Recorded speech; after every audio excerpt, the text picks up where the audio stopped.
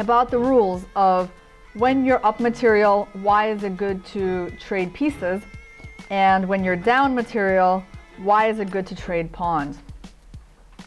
So first of all, I'm going to ask you guys about that. The main question is, when you're down material, why do you want to trade pawns? If you're up material, the more pieces you trade, the more your material advantage is going to become apparent. A one pawn advantage in a king and pawn endgame is huge, right? So that's what you're kind of just aiming for. You know that a one pawn advantage when there are very few pieces left on the board, just like kings, is basically winning. So you're quite ready to just trade off as much as possible to get to that. But when, let's say, you're down a pawn, right? Yes, the more pawns you get off the board, the more likely it is that you can reach some theoretically drawn endgames. Like, let's say, at some point you're down a pawn, or even two. And you can, let's say you have a situation, your opponent has a rook, a knight, and two extra pawns, right? And you have a rook and a knight. So you've managed to trade down everything, and all you've got is your rook and your knight, and your opponent has two pawns. But let's say you can sacrifice your remaining knight, right, for those two pawns. You get all of his pawns off the board, and he's left with a rook and a knight against your rook.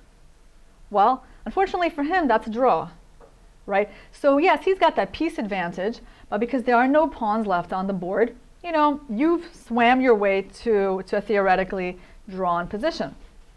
Or maybe your opponent has you know, a pawn or two extra in some kind of bishop ends game. But you've managed to trade off so many pawns, and somewhere you notice the opportunity to give up your bishop for a couple of the pawns that are left. And you leave him in a position where he's only a bishop. It's not enough winning material, right? And all of these things are possible because you've gotten all the pawns off the board. So that's why it's a good strategy. The more pawns you get off the board, the more those ideas of sacrificing some piece for the remaining pawns to get into a position where maybe your opponent has only an extra bishop or an extra knight, or maybe it's rook and knight versus rook, or even rook and bishop versus rook could be defensible. You know, I mean, it's hard to defend, but it is, you know, defensible. That's the idea. You're trying to reach some piece end game, or maybe your opponent has bishop and knight, and you have a knight, or you have a bishop. You know, that one piece advantage of his is not going to help him when there are no pawns on the board. I'm going to have a question for you guys. You guys are good at calculation? No, I know you're going to say no, but but we're going to give you a couple. It's not very difficult, but it's both a mixture of a little bit of calculation and some knowledge. This is from my last round game in a tournament I was playing in Baku. So I needed a draw for my Grandmaster norm. And I was white. Now obviously white doesn't want to draw in this position anymore, right? I'm up a rook. So the trick here is not to blunder into some kind of checkmate, you know, because of course the king is a little bit weak and you want to be careful. There's always queen h4 ideas, right? Okay. So I played bishop h3 here. Your job is to figure out what I was thinking. Why am I blundering my bishop or giving it away for free? What's the catch?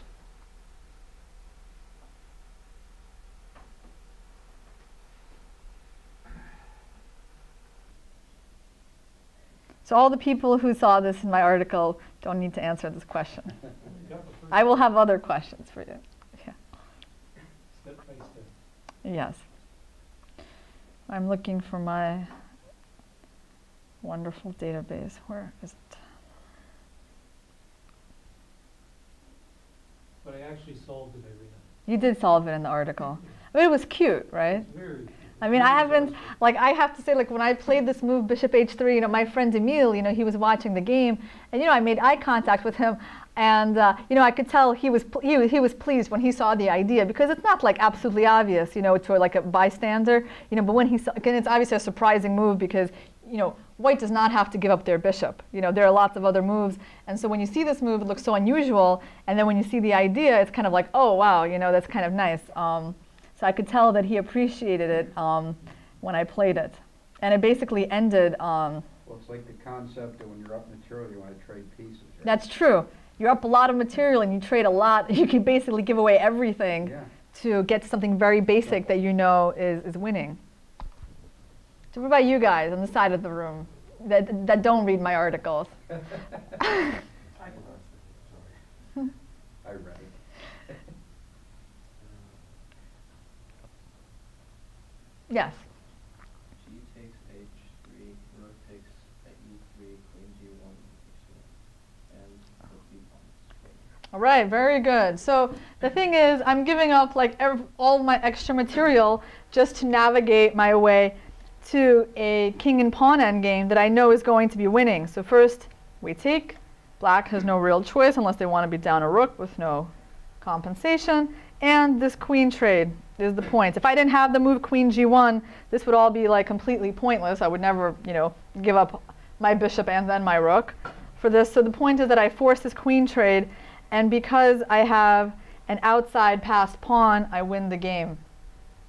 So all, based on this concept of the outside passed pawn, which, do you guys have a lot of experience with that? Do you ever see it come up in your games? Because I find like it's very relevant, actually. A lot of people totally underestimate it. The art of simplification. Right. Get a winning ending.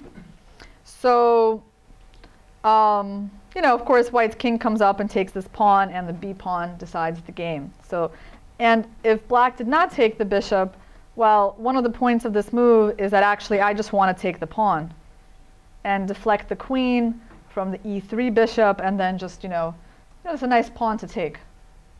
And my opponent was kind of out of moves here, since there are no checks or anything useful that he can do, and he played f5 to try to guard the g4 pawn, but that had the problem of leaving his king unguarded, and suddenly the queen comes in with check, and for example, I just have to make sure not to give that check, right?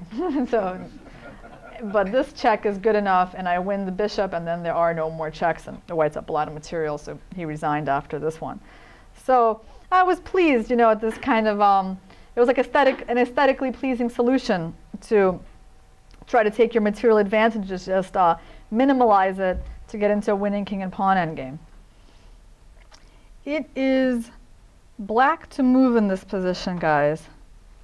Tell me what kind of move you would make here for black. And whether you like the move knight f5 in particular.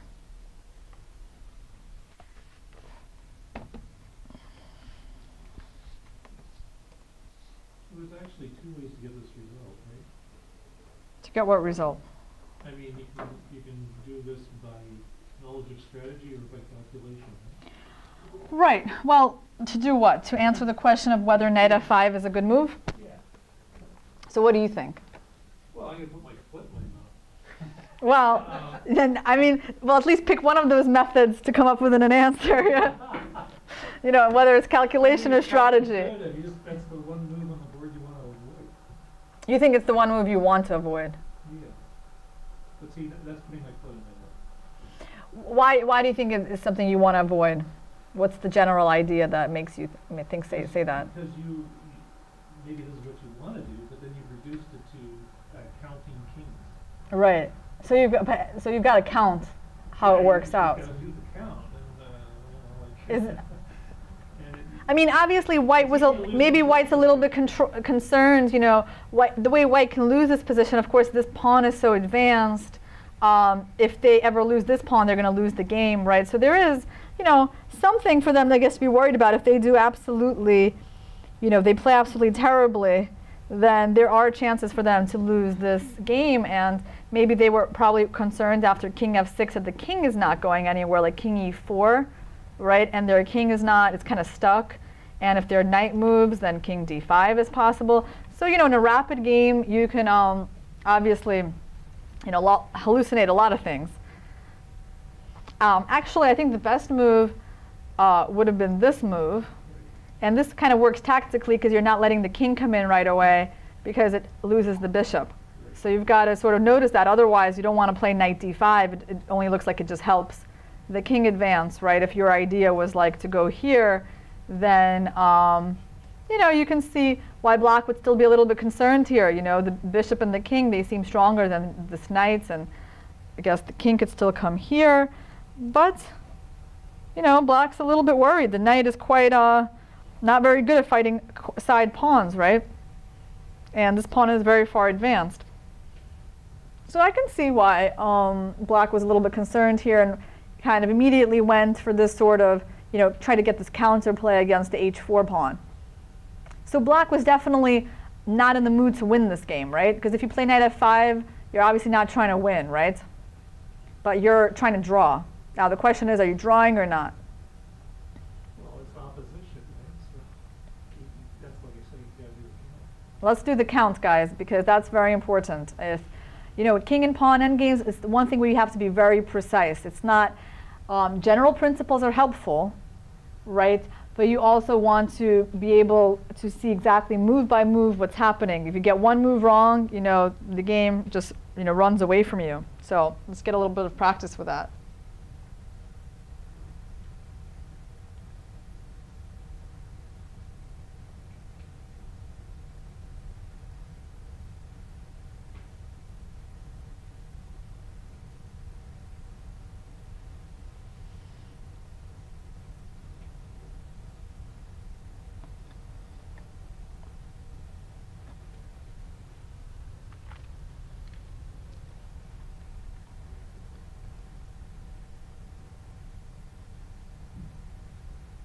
White gets the different, and white also has two tempo moves, whereas black only has one. Right. So unfortunately for black, the transition to a king and pawn endgame was, they chose a bad time to do it. Yes, because this king gets more active than black's king. It goes here. You can stop him from going to the queen side for now. And this position would be nice if it weren't for this pawn, right? If this pawn, you could make it disappear, you'd be making a draw here, right? But the problem is white uses their reserve tempo to break the opposition, and whichever way black goes, they go the opposite way, and they win the king and pawn endgame, right? So this, in this kind of, I mean, you know, it's a very sad mistake by black, but one of the things I think is very important for sort of, you know, beginner and intermediate players to realize is how careful they need to be with transitions, you know, from any type of end game to a king and pawn end game. So you guys know about this, right? You know, just because that one decision can cost you the game. The king and pawn end game can be evaluated very precisely. If you get it wrong, you lose. If you make a mistake in an end game with a minor piece or rooks on the board, you have a lot more leeway, right? So when you play knight f5 and you realize like your opponent can actually go into a pure king and pawn endgame, you have to have a very good idea of what's going to happen there. So you don't want to be making that type of mistake. It's a rapid game. This is the end of a rapid game, so you know, I'm sure players have, you know, 30 seconds or less. But still, even it's a matter, obviously, black miscounted, because I'm sure black knows all these principles. But for you guys, the lesson to take away is main thing is just to be very careful at those moments, because you'd rather take your chances, you know, make this move or something. Take your chances in this type of position. You know, it's more likely that if you make a second-rate move that does not drastically change the nature of the position, then you know your game is not going to be lost just on that decision. So be very careful about the decisions that take the game into pure king and pawn endgame. For example, there's a very famous position. Let me try to recall it. Okay. It is white to move here. White to move, and it's up to you to figure out what is going on here. You know, a sharp little position, but where there's definitely, you know, they're forcing moves.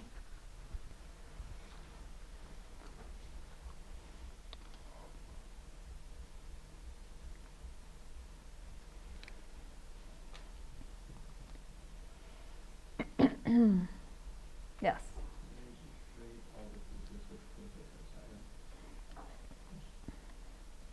Queen f7. Well, my move is forced. Well, my move is forced. Okay. And how do you evaluate this position? I can block it on either maybe you'll have problem stop it move from making it go back to the queen side and protecting it. Right. Do you guys agree with that? I mean, do you think that do you think white is winning here? Can you tell? Are you not sure yet? White's going to win. Why? King can go to e4, blocks the e-pawn, 2-on-1 on the queen side. You break that open. King goes over there, black's king. Then you go to the king side. So you're going to, so let's say we play here and you play here and I play here and you play here and I play here. How are you going to go about winning this? Well, I think right now, I mean, either b3 then c4. I mean, even wherever the king goes, you're going to beat the e-pawn. So what move do you want to make? I go b3. I was hoping you would do that. Okay.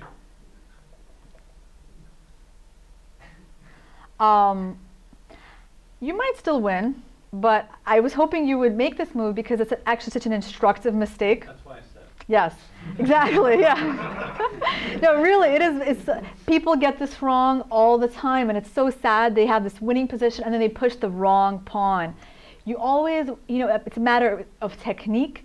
You always want to push the pawn that, you know, has nothing in front of it. Because one of the worst things that can happen to you in a king and pawn endgame is when your pawn majority gets fixed by, you know, a lesser amount of pawns. And all of a sudden, it's like, hey, well, I used to have mobile pawns that could become a passed pawn. Now my pawns are held by one pawn, and I'm facing this you know, passed pawn. In this particular position, I think you could maybe survive this to win because you got immediately. Well, actually, first thing maybe you want to do is you can even start with this move. Your king is in a good enough position that you could sort of afford to do this. Give it up and come back for it. And things have not been altered too badly for white. White's going to win this pawn. It doesn't really matter. The king activity, like sure, you let this king get a bit more active. But I think what we're still essentially, well, why this is essentially going to be okay for white is the fact that they have an outside passed pawn, right? Such a huge advantage in king and pawn endgames. Who has the outside passed pawn? Well, I mean, we can check to see, is this enough to win? King d3. You know, are we going to win this? Let's say king c5, king here, let's say king here. If I go this way, you go here, I go here, you go here, take. I would think you win. Is your king close enough to the pawns? I think so, but we need to check. I can run away from you, but you attack me. Yeah, I think white king is close enough that he just close enough, you know, that he can win this position. The black king was a little bit the b pawn. It's very far, obviously, from the king side. So black wins. But since it's unlikely that you were, you know, calculating this, you know, that's why you got to be careful, you know, so you don't run into things like that where you have to look for only moves like, you know, c3 or like king d3. You know, your king might very well not be in a position close enough to the pawn to still free it up, right? So that's why the way you want to move your pawns, and that way they can advance self-sufficiently, is you always push the pawn that has nothing in front of it. That way there's no danger to it being fixed by your opponent's one pawn. If you just start a little bit slower, right? So we're a little bit, you know, we're not doing it b3, c4, but we're doing, you know, c3, our opponents can't do anything, then b3, and then c4.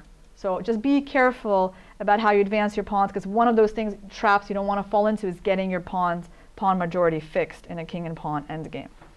All right.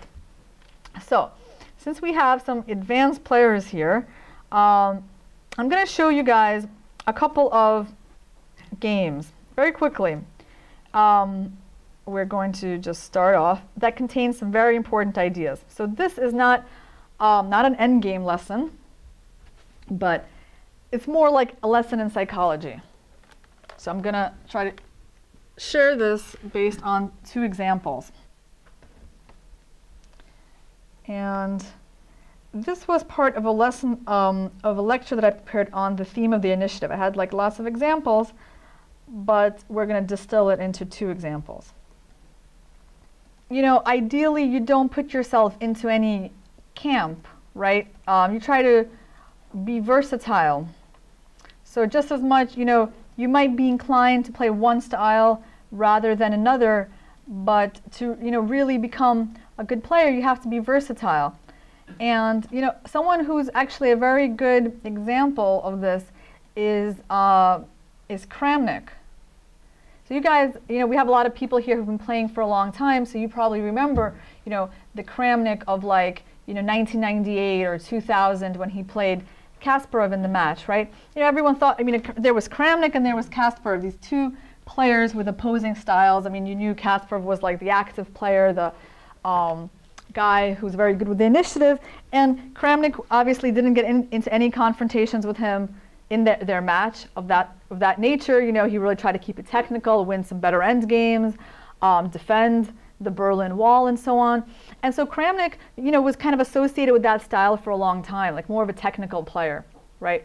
But if you look at his games now and over the last couple of years, it's just amazing because, you know, I think more than any modern player in his games, you can really see the fight for the initiative. And he often sacrifices material in, you know, even like unsound ways and wins some brilliant games. You know, his games are a lot of fun to look at. You know, he plays more like Tal now. Well, you know, definitely more than he used to, you know. But definitely a lot of his games remind you of Tal. You know, the computer is not going to approve all of his sacrifices, and he plays them and he wins, right? So that's like an example of someone who's really evolved with his style. Last tournament he played against what was considered a dubious opening, correct me if I was wrong, but in the Sicilian he played B3. B3, bishop B2, knight C3, and then right. the evolving of that. Yeah, I mean, okay, now he even plays openings like that, you know, the B3 Sicilian. I mean, in that particular game, I think you were talking about against Inar Kiev, a really nice game. That one he actually won a very nice end game in. So he did use his like positional understanding and end game skills in that. But it's true. I mean, that kind of exemplifies the types of positions he's going for. He's obviously trying to just get some kind of game from the opening. That's also probably an influence of Carlsen. You know, the way Carlsen. What he's been showing, you know, in the last few years is that, you know, you can just get a position from the opening and you play and you try to win your games that way. So people have been moving away, I think, from a lot of theoretical stuff. But basically, you know, I mean, that's the reason that Kramnik, even though he's like 38 years old, right, he's really like at the top of his game now. Like you can't really say Kramnik plays worse now than he did 8 years ago, even though you would think, okay, he's getting older, you know, the mind's not getting more powerful. But actually, because he's evolving and he's changed his style, he's made that effort, you know, he's really playing great chess these days. So people have to strive to be universal. Okay, this is an example actually from a game of my coach. It was a rapid game played this spring. And he was white. And obviously, I think it's, you know, it's obvious to everyone here that white is better, right? Kind of a disastrous position for black. I mean, he's sort of holding on this f6 square. There's a lot of pressure on that square. Very passive. I mean, the king has had to go over here because the king side was not safe to castle to. But still, you know, how do we break through? The position is rather locked down. It looks like f6 is securely protected by 2 minor pieces and the queen. You know, we don't have this square, we don't have this square or here. The bishop seems not to be doing very much. So it's still a question of how we actually make progress. So white found a very unusual solution. First thing he did is he took that knight. Now, that doesn't look like a good positional decision, does it? I like it. You like it? Yeah. Why, because he played it? No, because he just sacked the queen after that. Oh, interesting. Wow. You want to sack. So you're giving up your bishop with the idea of sacking your queen for these 2 minor pieces. you'd play that in a game. You're not afraid of giving up your queen just for 2 pieces? I mean, you know, the 2 pieces are a little bit weaker. Pretty good, because you might can penetrate with the rooks then. What do you guys think? Would you ever consider giving up your queen for just these 2 pieces just to get your rook to f6? And I'd do it, but I'm crazy. So. I am too. we'll take a look at that idea, guys. Does it have any merits? I would never do it in a game. Always solution. Well, forces black totally on the defensive. Okay. Well, But you have suggested a very interesting idea. This is what happened. White sacked the queen. this To is get- the magic of Tal, right? No, this is my coach. This is my coach. It's a real game. It took place this You learned spring. from Tal, right? You know, he's not a Tal-like player, actually. I mean, he's a more of a, I would say, more like of a Kramnik player. You know, it's still different from Tal. You know, he's a very good positional understanding, but he also has an appreciation for the initiative. And you're going to see these 2 examples are from his games. So rook f6. All right. We've sacked our queen for 2 pieces, and this queen is attacked. This pawn is attacked, and queen has to retreat. And you can't play queen e7. Right, queen e7 runs into, you know, d6, and this doesn't, you know, we win the queen back. We have 2 pieces for the rook, so this didn't look so appealing. So queen f8. How does white follow up here? Rook c6, check. Now that's interesting. Rook c6, king b7. Rook f6. Which rook? That one, yeah. Mm-hmm. Yes, your rooks are getting very active on the 6th rank. I need to guard this square, don't I? I mean, I don't really want to let you do that. So what if I play here?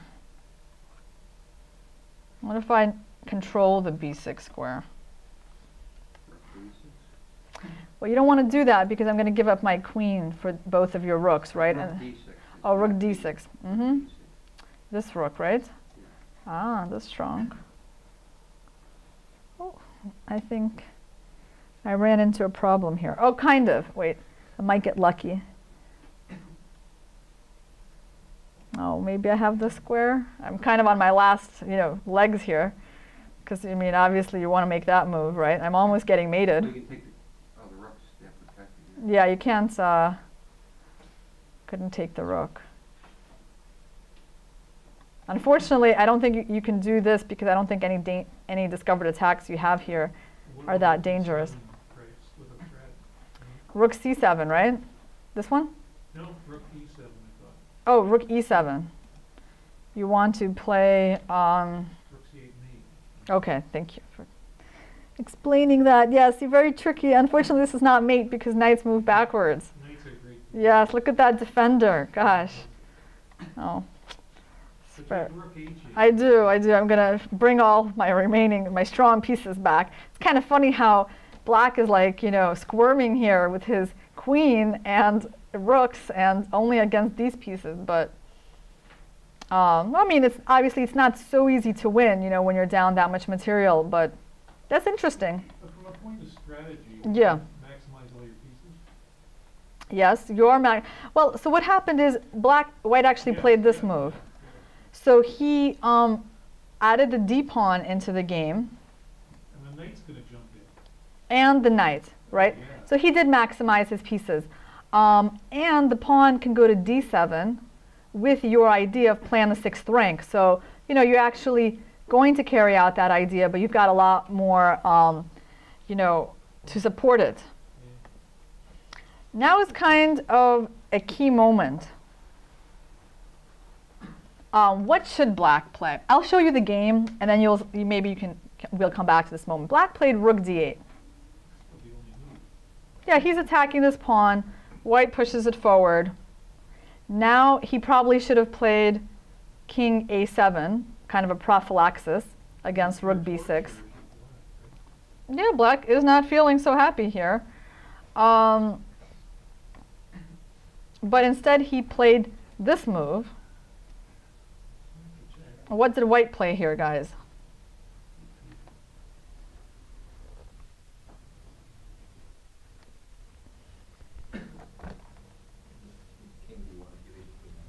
Exactly. He made a very nice move. You know, normally when you're faced with a check from a queen, you want to move your king to safety, right? But this move at least allows black's queen to get active, and this actually starts to resemble a powerful piece. So can you call that maximizing the king? Yeah, the king is, you know, definitely maximized on d1, and it's just very funny how these pieces, you know, dominate the queen, that she has no infiltration squares, although she's got that active diagonal. They're all spectators. Yes. So actually, black resigned here. I think he could have made a few more moves. You know, of course, he was quite disgusted, I think, with this position. The big threat is a rook b6 and rook f to f6, and then we're just going to mate them on the 6th rank. Yes. So a nice example of domination by white. Was the opponent a GM too? He was an IM. Oh, okay. Question here. So what black did obviously was not so, didn't put up a lot of resistance. Is there anything he could have done better? I mean, because after all, he does have a queen. It's not like he needs to resign yet.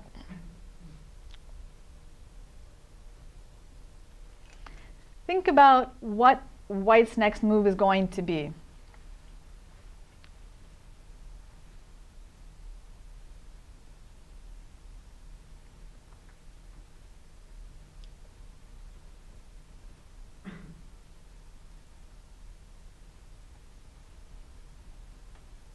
What's white's next move going to be?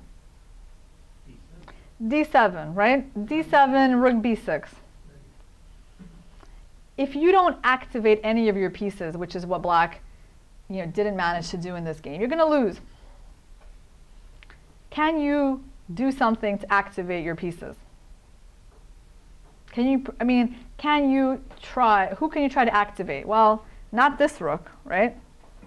He tried to activate this rook or something, but it turns out his move was very routine, right? Okay, he attacked the pawn. Obviously, white didn't give it up, and the rook didn't wind up doing all that much there. A5 is interesting. Actually, someone in my previous lecture on this theme suggested this move, yes, with the idea of going rook a6. This was definitely interesting. D7, rook a6. Yeah, here there were some interesting ideas involving the move. Yeah, I believe this was it. Actually, rook f7. With the idea that if you take, I take. Right. My bishop covers f1, so if you take me, I can take also with the queen and keep the attack going. I don't know. I mean, of course, I can make a knight, but. More fun with the knight. Yeah, I mean, I think this is mate. You know, I think mate is coming. You know, so I kind of like taking with the queen. And if you go here, what's funny is, you know, I have this move, and this was kind of the unbelievable part, because now even a rook has been traded, so white has even less attacking material than before. You would think black should be able to survive this. My only threat, though, is rook e8. So we just kind of stumbled on this line in analysis. I want to play rook e8, you know, force out your queen and queen myself, right? So you can be like, oh, well, maybe rook a8. But the queen is trapped. So isn't that a funny construct? Like, you could, I mean, the queen is not a, you know, not a piece that is easily trapped like that, but it has nowhere to go. And how dominating the bishop would make her. Yeah.